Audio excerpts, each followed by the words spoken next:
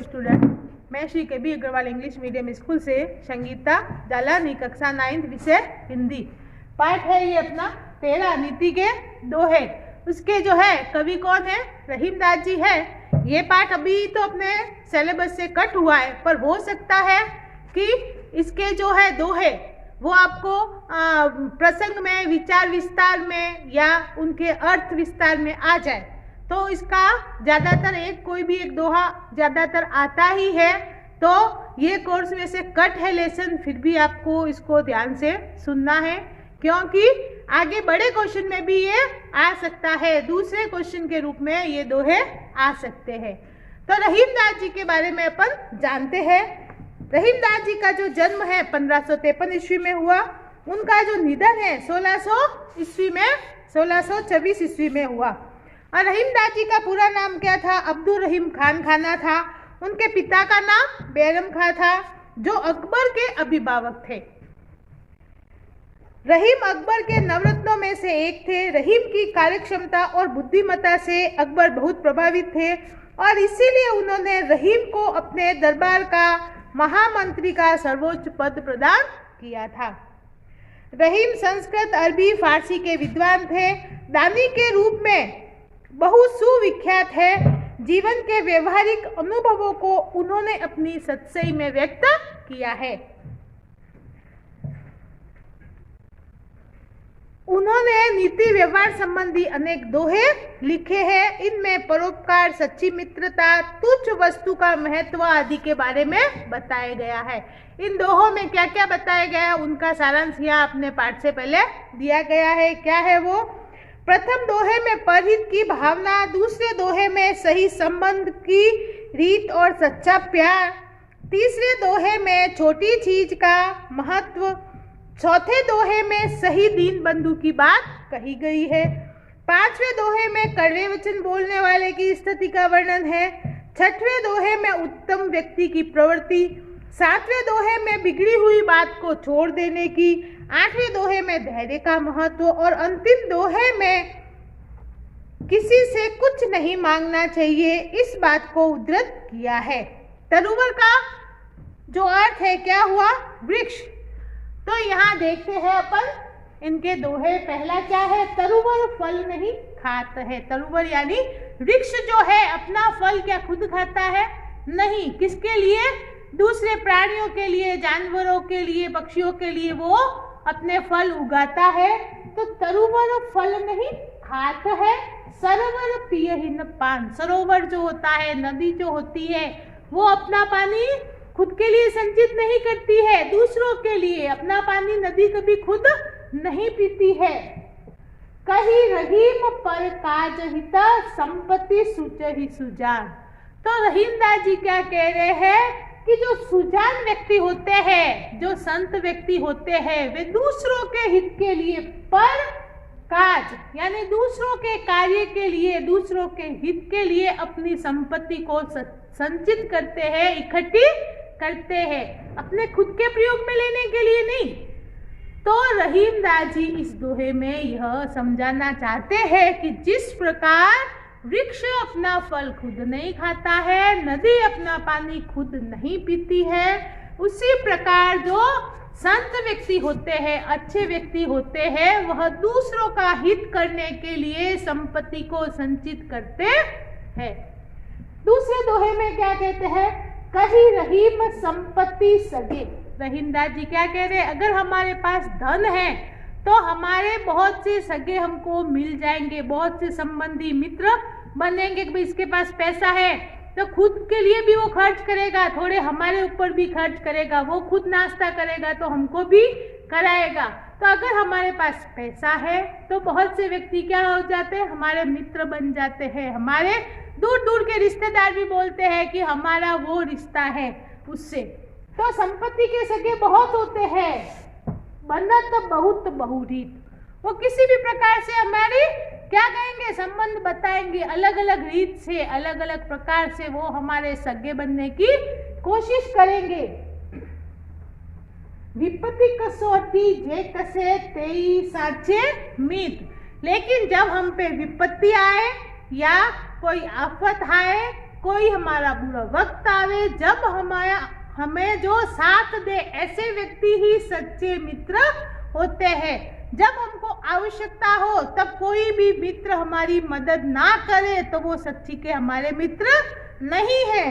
तो विपत्ति कसौटी जे कसे, विपत्ति की कसौटी में जो कसने के लिए तैयार होते हैं ते ही साचे मित्र, तो वही हमारे सच्चे मित्र है।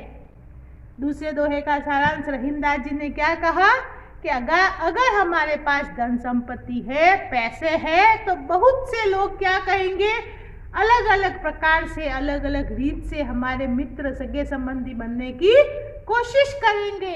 और अगर हमारे ऊपर खराब समय आवे, विपत्ति आवे, तब हमारे जो साथ दे वही क्या होंगे, हमारे सच्चे मित्र होंगे।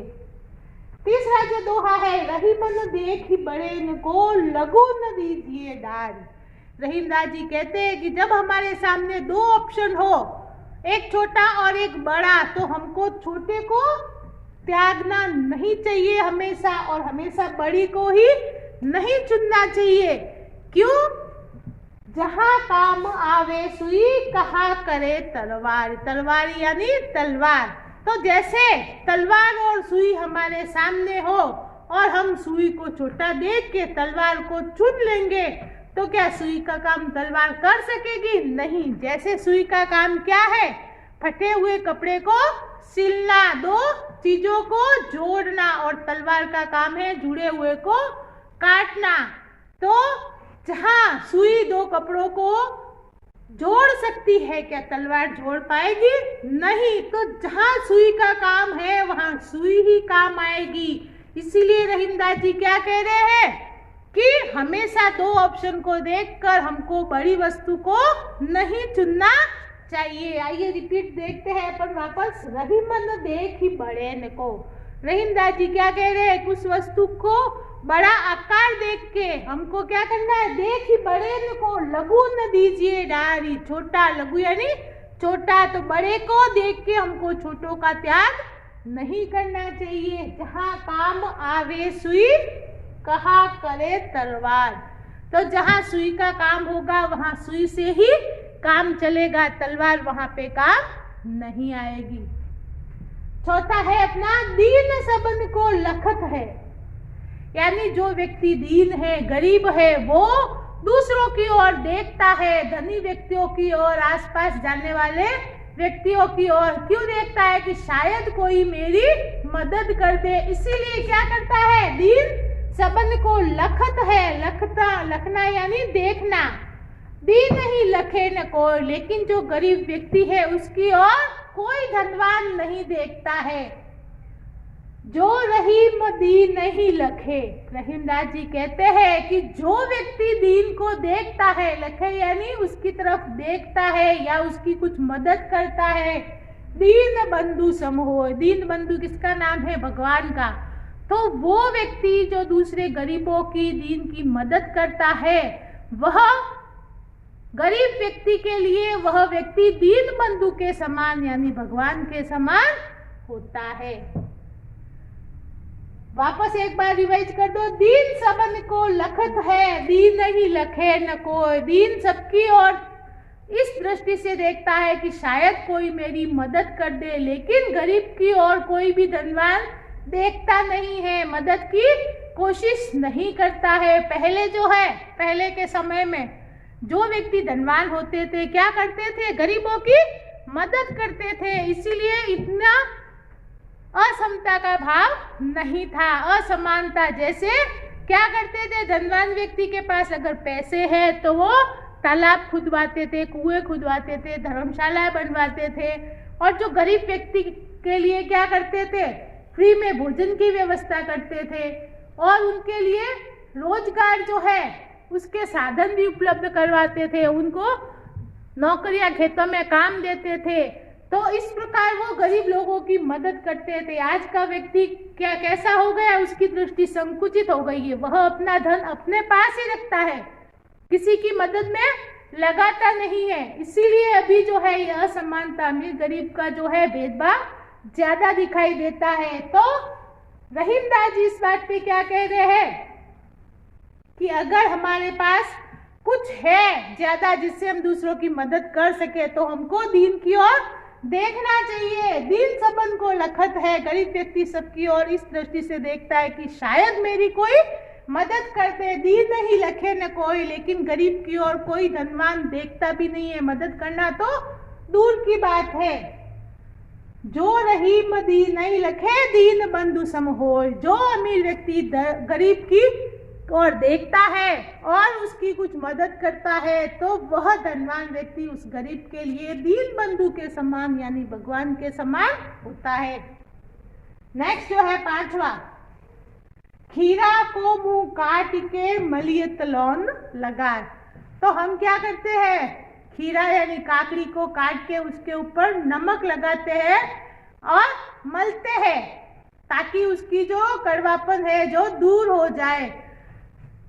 तो रही मन कड़वे मुखन की चाहिए यही सजाए। रहीमदास जी क्या कह रहे हैं कि जिसका मुख कड़वा है, जो अपने मुंह से कड़वे शब्द बोलते हैं, उनकी यही सजा होनी चाहिए। जैसे अगर खीरा कड़वा है तो उसके मुंह पे लौन लगाते हैं, इसी प्रकार कड़वे मुख वाले व्यक्ति की भी यही सजा होनी चाहिए। जो अपने मुंह से खराब शब्द बोलता है उसके भी मुख पर हमको नमक को मल देना चाहिए ताकि वो आगे से ऐसे खराब शब्दों का प्रयोग ना करे।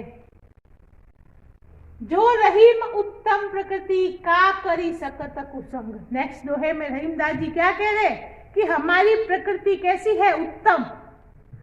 तो कुसंग यानी खराब संगत हमारा कुछ भी नहीं बिगाड़ सकती।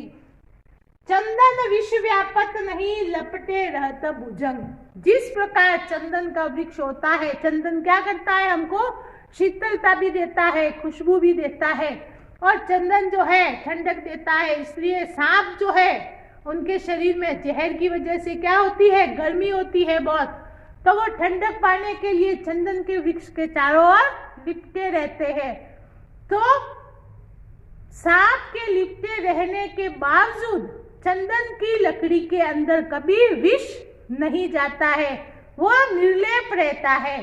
तो जैसे चंदन सांप के लिपटे रहने के बावजूद विष को ग्रहण नहीं करता है, ऐसे ही जो उत्तम प्रकृति के व्यक्ति होते हैं वो चारों ओर भले ही कैसा भी खराब वातावरण हो, उनके दोस्त भले ही कितने ही खराब प्रकृति के हो, उनको गलत शिक्षा देवे कि भाई हमको चोरी करनी चाहिए, लूटपाट करनी चाहिए, तो भी वो उनके कहने में कभी नहीं आते हैं क्योंकि उनकी प्रकृति कैसी है, चंदन की तरह उत्तम है। तो रहीमदास जी क्या कहते हैं, जो रहीम उत्तम प्रकृति, जिसकी प्रकृति उत्तम है, का करी सकत कुसंग, उनका कुसंग कुछ भी नहीं बिगाड़ सकता।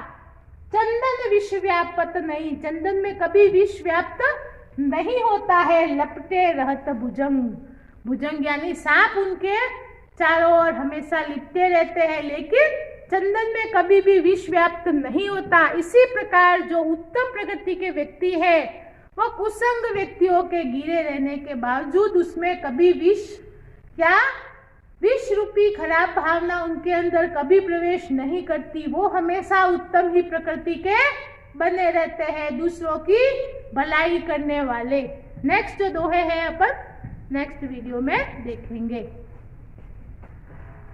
तो स्टूडेंट, ये अपना 9th लेसन 9th कक्षा का 13वां पाठ का दूसरा भाग है। बिगड़ी बात बने नहीं। रहीमदास जी क्या कह रहे हैं कि बिगड़ी हुई बात, जो बात एक बार बिगड़ जाए, ऐसी बिगड़ी हुई बात कभी भी पूरी तरह से ठीक नहीं हो सकती है। लाख करो कि न कोई, आप लाख ही कोशिशें क्यों न कर लो, लेकिन कोई भी बात अगर एक बार बिगड़ गई तो वो बात वापस पहले के जैसी नहीं बन सकती। रही मन बिगड़ दूध को मथे न माखन होय। जैसे बिना दूध के अगर हम दूध को मथेंगे तो उसमें से क्या निकलता है, मक्खन निकलेगा, लेकिन अगर हम पानी को मथे तो क्या उसमें से कुछ निकलेगा, नहीं। तो रही मन बिगड़ दूध को मथे न माखन होय। तो पानी को मथने से कभी भी मक्खन नहीं निकल सकता। बिगड़ दूध को मथे न माखन होय। तो इसी प्रकार रहीमदास जी क्या कहते हैं कि बिगड़ी हुई बात को कोई भी व्यक्ति कितना ही मना ले, लेकिन वो बिगड़ी हुई बात पूरी तरह से कभी भी पहले के जैसी ठीक नहीं हो सकती। इसी बात में रहीमदास जी का एक दूसरा दोहा भी है, रहीमन धागा प्रेम का मत तोड़ो चितकाए, टूटे से फिर ना जुड़े जुड़े गांठ पड़ जाए। जैसे कोई भी धागा हो उसको हम तोड़ेंगे और अगर हम उसको फिर वापस जोड़ना चाहे तो क्या वो पहले के समान जुड़ सकता है? नहीं। अगर हम टूटे हुए धागे को जोड़ेंगे तो वो कैसे जुड़ेगा? गांठ मार के जुड़ेगा। तो उसी प्रकार जो है प्रेम रूपी रिश्ता हमें नहीं तोड़ना चाहिए। रहीमन धागा प्रेम का उसको मत तोड़ो चिटकाए, टूटे से फिर ना जुड़े जुड़े गांठ लग जाए। इसी प्रकार ये क्या है, बिगड़ी बात बने नहीं लाख करो किन कोय। तो बिगड़ी हुई बात कितनी भी कोशिश करने के बाद कभी भी पहले के जैसी अच्छी नहीं बन सकती है।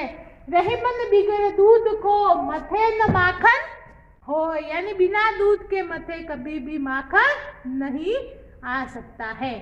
नेक्स्ट दोहा कौन सा है? रहीमन विपदा हूँ बली। रहीमदास जी क्या कहते हैं, विपत्ति भी बली है जो थोड़े दिन होए। अगर हमारे ऊपर थोड़े दिन के लिए कोई विपत्ति आए तो वह कैसी है? भली है, अच्छी है। क्यों? हित अनहित या जगत में जानी परत सब कोय। पहले दोहे में रहीमदास जी ने क्या कहा था कि विपत्ति के समय ही सच्चे मित्र की कसौटी होती है। हमको पता चलता है कि कौन हमारे सच्चे मित्र है। पैसा होता है जब तो बहुत से व्यक्ति हमारे मित्र बनने आते हैं, लेकिन जब हमारे ऊपर विपत्ति आवे, खराब समय आवे, तो जो हमारा साथ दे वही सच्चा मित्र होता है। और अगर खराब समय ही नहीं आएगा तो हमें सच्चे मित्रों की पहचान कैसे होगी? तो रहीमदास जी क्या कह रहे हैं, विपत्ति भी थोड़े दिन के लिए अच्छी है। रहीमन विपदा हूँ बली जो थोड़े दिन होय, हित अनहित या जगत में जानी परत सब कोय। तो हमको इस जगत में कौन हमारा हितैषी है, कौन हितैषी नहीं है, तो हित अनहित हमको सब पता चल जाता है। इसीलिए थोड़े समय के लिए विपत्ति भी बली है। नेक्स्ट दोहे में क्या कह रहे कबीरदास जी, रहीमन वे नर मर चुके। रहीमन वे नर मर चुके। रहीमदास जी क्या कह रहे हैं कि वे नर भले ही जीवित है, नर यानी मनुष्य इंसान, तो ऐसे इंसान जीवित भी मरे हुए के समान है। कौन से? जे कहूँ मांगन जाई, जो कहीं भी मांगने के लिए जाते हैं, ऐसे इंसान जीवित भी मरे हुए के समान है। उनसे पहले वे मुए। जो व्यक्ति किसी के पास मांगने जाते हैं वो जीवित भी मरे हुए के समान है, लेकिन उनसे पहले कौन से इंसान मरे हुए की गिनती में आते हैं? उनसे पहले वे मुए जिन मुख निकसत नाई, जिनके मुख से ना निकलता है। यानी जो व्यक्ति किसी से मांगता है, ऐसे हाथ करके जो व्यक्ति किसी से मांगता है वो मरे हुए के समान है। और जो मांगने वाले को कह देता है मेरे पास तुमको देने के लिए कुछ भी नहीं है, वो उनसे पहले मरा हुआ माना जाता है। यानी हमें कभी भी किसी से कुछ भी नहीं मांगना चाहिए। इस प्रकार ये रहीमदास जी के नीति के दोहे हमारे इस पाठ में दिए गए हैं। यहीं पे हमारा जो है पाठ समाप्त होता है। आप सारे दोहे का रिवीजन जरूर करना।